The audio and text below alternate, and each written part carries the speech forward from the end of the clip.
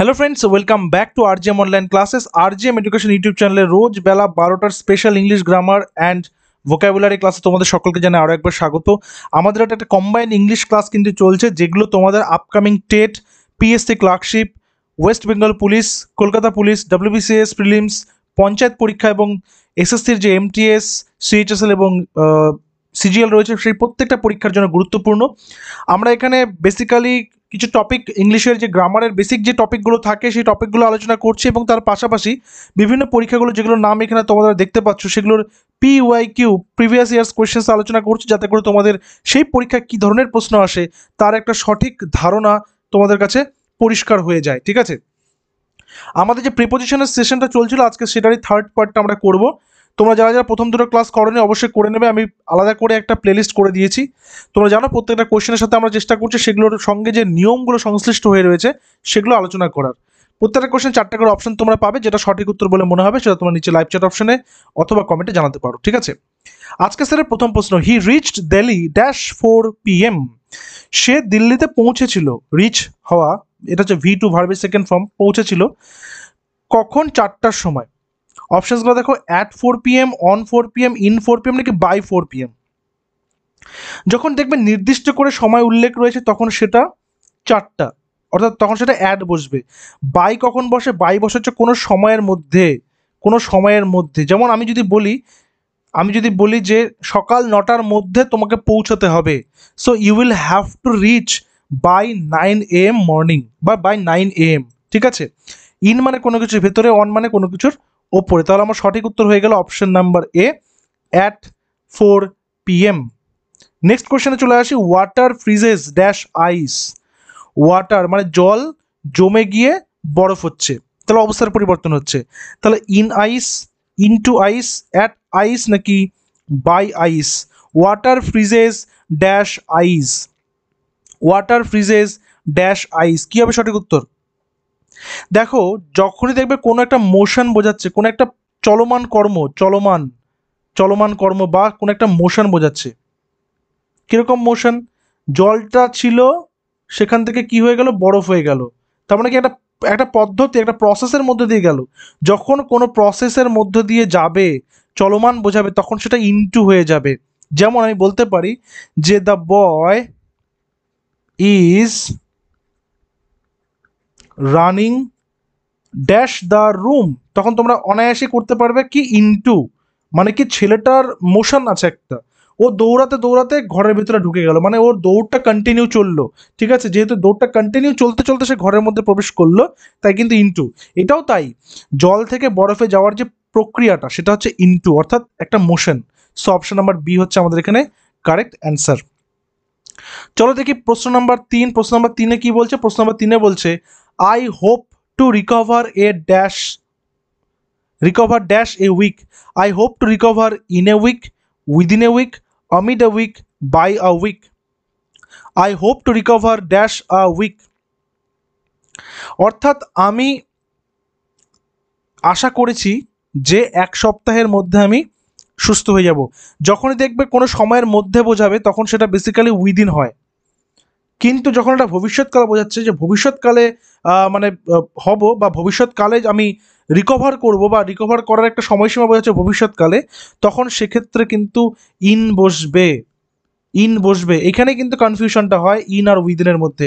উইদিনেও একটা সময়সীমাকে বোঝাবে, কিন্তু ভবিষ্যৎকালে কোনো একটা সময়সীমা বোঝালে সেটা আমরা ইন দিয়ে করব। সো অপশন নাম্বার এ হচ্ছে এখানে কারেক্ট অ্যান্সার। আবার যদি পিরিয়ড অফ টাইম বলে, কোনো পিরিয়ড অফ টাইম, সময়সীমা, পিরিয়ড অফ টাইম, তাহলে সেখানে আমরা কি করব? সেখানে আমরা উইদিন করব। কিন্তু যদি পয়েন্ট অফ টাইম বলে, কোনো নির্দিষ্ট সময়, পয়েন্ট অফ টাইম, তাহলে সেখানে আমরা কি করব? ইন করব। ঠিক আছে, আচ্ছা তোমাদের প্রত্যেকের জন্য জানিয়ে রাখি, আরজিএম এডুকেশনের তত্ত্বাবধানে কিন্তু বর্তমানে যে সমস্ত কোর্সগুলো চলছে, টেট 2024-এর ব্যাচ চলছে, পিএসসি ক্লার্কশিপের ব্যাচ চলছে। টেটের ফর্ম ফিল আপ সেপ্টেম্বর থেকে শুরু হবে, নোটিশ আসবে এবং ডিসেম্বরে পরীক্ষা রয়েছে। পিএসসি ক্লার্কশিপের অলরেডি ফর্ম ফিল আপ হয়ে গেছে, পরীক্ষার ডেট নভেম্বর 16-17। তো পঞ্চায়েতের রেজিস্ট্রেশন হয়ে গেছে, ফর্ম ফিল আপ এখনও শুরু হয়নি। পঞ্চায়েতের ফর্ম ফিল আপ কিন্তু ডিস্ট্রিক্ট ওয়াইজ হবে। ঠিক আছে, সেটারও আপডেট আমরা দিয়ে দেবো। আইসিডিএস এর রিপোর্ট রয়েছে ভ্যাকেন্সি, সেটারও ফর্ম ফিল আপ শুরু হবে। এবং পিএসসি এবং ডাব্লিউবিপিরও কিন্তু একটা ব্যাচ কোর্স চলছে। উল্লেখিত যে কোনো ব্যাচে তোমরা যুক্ত হওয়ার জন্য আমাদের অফিসিয়াল হোয়াটসঅ্যাপ নম্বর 9564345236 একটা হোয়াটসঅ্যাপ করে নেবে। সেই পার্টিকুলার ব্যাচটার নাম লিখে তোমাদেরকে সমস্ত ডিটেলস দিয়ে দেওয়া হবে, ঠিক আছে? আগের কোয়েশ্চেনের সঙ্গেই একটা সমতা রেখে একটা নতুন question, he prepared all his lessons dash 2 hours. সে প্রিপেয়ার করেছিল V2 পাস্ট টেন্স, তাই না? সে প্রিপেয়ার করেছিল সমস্ত তার লেসনগুলো, সমস্ত তার পড়াটা 2 ঘন্টার মধ্যে। যখনই দেখবে এরকম পয়েন্ট অফ মানে পিরিয়ড অফ টাইম মানে অলরেডি কমপ্লিট হয়ে গেছে, ফিউচার কিন্তু এখানে বলছে না, পিরিয়ড অফ টাইম, এটা পাস্ট টেন্সে বলছে, তখন সেটা কিন্তু উইদিন হয়ে যাবে। আগেরটা কি ছিল? আগেরটা পিরিয়ড অফ টাইম ছিল, কিন্তু এখানে ফিউচারের একটা কথা বলছিল, সেজন্য ওটা ইন হলো। কিন্তু এখানে পাস্ট টেন্স বলছে, অলরেডি সেটা কমপ্লিট করে নিয়েছে, তাহলে কনস্ট্যান্টলি সেটা বলা যাচ্ছে, নির্দিষ্ট করে বলা যাচ্ছে, তখন সেটা হয়ে গেল উইদিন, তখন আর ইন কিন্তু বসলো না। ঠিক আছে, আশা করি ব্যাপারটা ক্লিয়ার হয়েছে।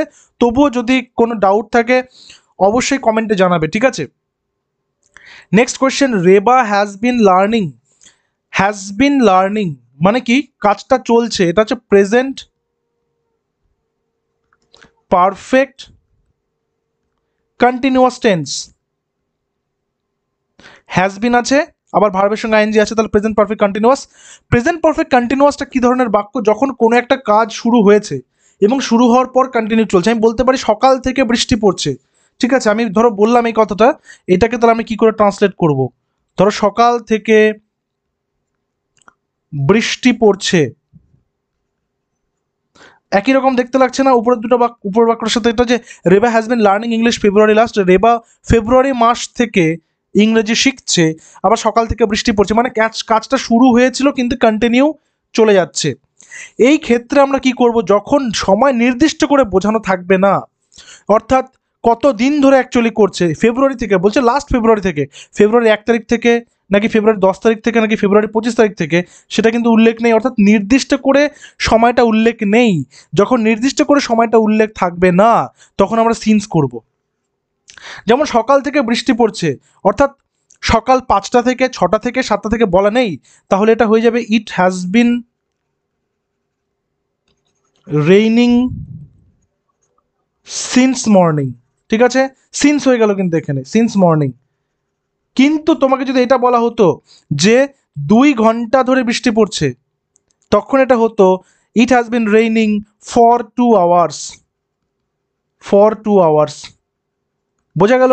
এখানে যদি বলতো Reba has been learning dash English, sorry learning English dash 10 days, তাহলে এখানে অ্যাকচুয়ালি ড্যাশটা এখানে হবে, ঠিক আছে, ড্যাশ 10 ডেজ, তাহলে তখন কিন্তু সেখানে ফর হতো। অর্থাৎ এখানকার নিয়মটাই হচ্ছে নির্দিষ্ট যদি সময় থাকে তাহলে ফর হয়, আর যদি নির্দিষ্ট না থাকে তাহলে সিন্স হয়। ঠিক আছে, এটা কিসের নিয়ম? প্রেজেন্ট পারফেক্ট কন্টিনিউয়াসের নিয়ম, বা পাস্ট পারফেক্ট কন্টিনিউয়াস বা future perfect continuous. Perfect continuous থাকলে এই নিয়মটা কিন্তু হবে। Okay, I have quite a number of pencils dash this blue one. আমার কাছে বেশ কয়েকটা পেন্সিল রয়েছে, এই নীল পেন্সিলটার সাথেই বা এই নীল পেন্সিলটা থাকার সাথেই আমার কাছে আরও অনেকগুলো পেন্সিল রয়েছে। মানে তার মানেটা এটা কি বলতে চেয়েছে? যে আমার কাছে এই নীল রঙের পেন্সিলটার পাশাপাশি আরও অনেকগুলো পেন্সিল রয়েছে। তাহলে কি হবে? বিসাইড, বিসাইডস, অ্যালং উইথ নাকি উইথ? সঠিক উত্তর কি হবে নিচে কমেন্টে জানাও। দেখো, যখন বলবে কোনো কিছু থাকার পাশাপাশি, অর্থাৎ আমার কাছে আম থাকার পাশাপাশি আঙুর রয়েছে, আপেল রয়েছে, তার মানে বিসাইডস। তাহলে কি হবে? বিসাইডস। আমার কাছে ব্যাট থাকার পাশাপাশি বলও রয়েছে, তাহলে besides bat I have a ball. তার মানে কি এটা থাকার সাথে ওটা রয়েছে আমার কাছে। কিন্তু বিসাইড কোথায় বসে? বিসাইড মানে হচ্ছে পাশে। আমি বলতে পারি যে টেবিলটা চেয়ারের পাশে রয়েছে, the table is standing beside the chair. With মানে কি? উইথ মানে সাথে, অ্যালং উইথ মানেও সাথে। তাহলে এখানে আমার সঠিক উত্তর হয়ে যাচ্ছে বিসাইডস, অপশন নাম্বার বি। চলে আসি প্রশ্ন number 7, Sri Lanka is dash the south of India. Sri Lanka is dash the south of India, সীমার ভেতরে যদি বোঝায়। মনে রাখবে এখানে শ্রীলঙ্কাটা কি একটা বিদেশ? সাউথ অফ ইন্ডিয়া দক্ষিণ, ভারতের দক্ষিণ দিকে। তাহলে এখানে কি করব? টু, ইন, অ্যাট নাকি অন? এটা ভালো করে বুঝবে, এখানে কয়েকটা উদাহরণ দেবো আমি তোমাদের জন্য। তাহলে শ্রীলঙ্কাটা কি আছে? আমার দেশের সীমার মধ্যে রয়েছে কি সীমার বাইরে রয়েছে? তাহলে সীমার বাইরে যদি থাকে এরকম সিচুয়েশন বোঝায় তাহলে টু বসে যাবে। কিন্তু যদি এরকম হতো যে মনে করো এরকম বললো দার্জিলিংটা কোথায় রয়েছে, দার্জিলিং ইজ ড্যাশ কলকাতা বা the Kolkata dash the Kolkata, তাহলে Darjeeling is dash the Kolkata, তাহলে দার্জিলিং কোথায় রয়েছে, কলকাতার ওপর দিকে রয়েছে এবং একই জায়গাতে রয়েছে, তাই কি না? তাহলে কিন্তু ইন বসবে। দার্জিলিং ইজ ইন, এখানে অ্যাকচুয়ালি ইন দা কলকাতা নয়, মানে in the north of Kolkata, এই পার্টটাকে আমাদের লিখতে হবে, ঠিক আছে? তাহলে এখানে ইন হয়ে গেল। তার মানে কি দেশের ভিতরে হলে ইন বসছে, দেশের বাইরে হলে টু বসছে, বা সীমার ভিতরে যদি বোঝায় তাহলে ইন বসবে, আর ওপরে বোঝালে অন বসবে, আর যদি বাইরে বোঝায় তাহলে টু বসবে, ঠিক আছে? একটা এক্সাম্পল আমরা নিয়ে নিচ্ছি। West Bengal is dash the east of India, West Bengal is dash the east of India, তার মানে ওয়েস্ট বেঙ্গল কি একটা রাজ্য, কোথায় রয়েছে, ভারতের পূর্ব দিকে, ভারতের পূর্ব দিকে রয়েছে, তাই তো? তাহলে কি হবে, ইন না অন না আপ না কি? তাহলে যেহেতু পূর্ব দিকে রয়েছে এটা, তার মানে একই দেশের মধ্যে রয়েছে, একই সীমানার মধ্যে রয়েছে, তাহলে এটা হয়ে যাবে ইন। তো West Bengal is in the east of India. এখানে যেটা বোঝাতে চাইলাম সেটা হচ্ছে টু বসবে বিদেশের ক্ষেত্রে, বিদেশের ক্ষেত্রে যেমন বলতে পারি যে পাকিস্তান, তাহলে পাকিস্তান দেশের বাইরে রয়েছে, তাহলে সেটার ক্ষেত্রে কিন্তু টু বসবে, কিন্তু যদি দেশের ভেতরে থাকে তাহলে ইন, ওপরে থাকলে অন, ঠিক আছে? Next number 9, the poor woman died dash a broken heart, অর্থাৎ সেই হতভাগা মহিলাটি ভগ্ন হৃদয়ে, ভগ্ন হৃদয়ে কি হলো, মারা গেল। ভগ্ন হৃদয় মানে কি, মানে মন ভেঙে গিয়েছে, মানে সে খুব হতাশ হয়ে দুঃখ পেয়ে কষ্ট পেয়ে মারা গেছে, তাই না? The poor woman died dash a broken heart, তাহলে কি হবে, the poor woman died of wave of, যখন কোনো কিছু তে বোঝাবে এ বোঝাবে, ঠিক আছে, তে বাই বোঝাবে, তখন কিন্তু অফ আমরা ইউজ করব। তোমাদের জন্য যেটা হোম টাস্ক রেখেছি, nobody has any control dash death, over death, above death, on death নাকি ইন ডেথ? কি হবে, nobody has control dash death, মানে মৃত্যুর উপর কারো কি নেই, কন্ট্রোল নেই, কারণ ক্ষমতা নেই, কারো কর্তৃত্ব নেই। তাহলে যেটা সঠিক উত্তর হবে সেটা তোমরা নিচে জানাবে। আর আউট অফ 10 তোমাদের কত স্কোর হলো তোমরা জানিও। আমরা কিন্তু নেক্সট ক্লাস থেকে অন্য টপিক শুরু করব, এবং তারপর মিক্সড প্র্যাকটিস ক্লাস কিন্তু আমাদের চলবে। ক্লাসগুলো কেমন লাগছে অবশ্যই জানিও। দেখা হচ্ছে পরবর্তী ক্লাসে। Till then stay connected with RGM education YouTube channel. Thank you very much.